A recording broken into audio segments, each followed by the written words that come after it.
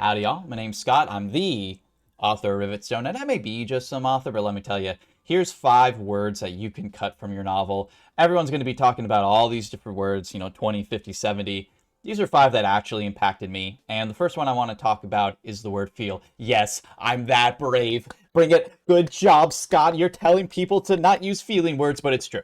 I mean, there's a reason that literally every single video is going to tell you to stop saying feel, stop saying see, stop these sensation words that all they do is limit and distance your reader from the character and what's actually going on. So the sentence "the stove felt hot" can be proved by just saying the stove was hot.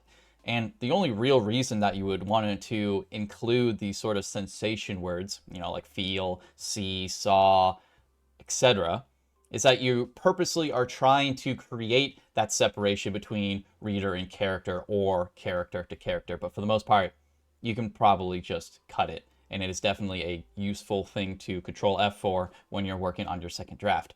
Another good word is only. And lit majors tell me these are like a limiting word or something.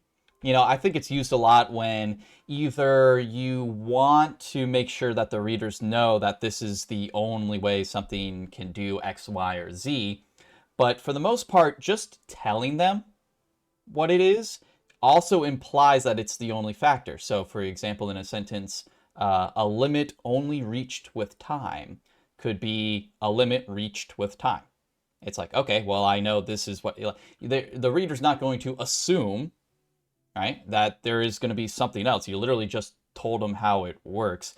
And really the only or a reason you would want to include only is to put a very purposeful, and I do mean purposeful, I mean with purpose, on the fact that there is like a sort of singularity to this particular scene or action or whatever you're describing in that scene. But again, for the most part, only is a very common word that you can just completely remove. Another one is boop, suddenly, right? There's nothing more sudden to a reader than it just happening in the next sentence. So this is something that I find a lot in my own writing, especially in my first draft, when I want to like make it seem like, and then suddenly, like almost like you're talking to a person, or you're like thinking of like a screenplay. Did I just say talking to a talk to move on. So instead of saying suddenly the lights went out, you could just say the lights went out. And guess what? Your reader just suddenly read that, and it's going to be much more impactful. All you did was just tease them like, something's suddenly going to happen. It's going to be right after this comma. It's much more impactful to just completely remove it. And the only reason, actually, I can't think of a good reason. I mean, maybe you can comment down below if there is a specific reason why you would want to include the word suddenly in any sentence. I'd actually be very curious to see some good examples. The next one, I don't know if anyone's really talked about. It's the word had, like H-A-D. So, for example, a sentence of once they had reached the bottom could be once they reached the bottom. Had is just kind of this sort of filler word that is often used to kind of to signal that signal that something happened way back. It's like, yes, something happened and now this is happening, but already, and especially if the specific tense of your novel is already past tense, insofar that you're saying they reached rather than saying like they reaches or whatever. You can tell I just use past. I don't know, how do you even, they reached, reaches, reach. Am I stupid? No, I'm just an author. It's okay. I'm just okay. It's gonna work out.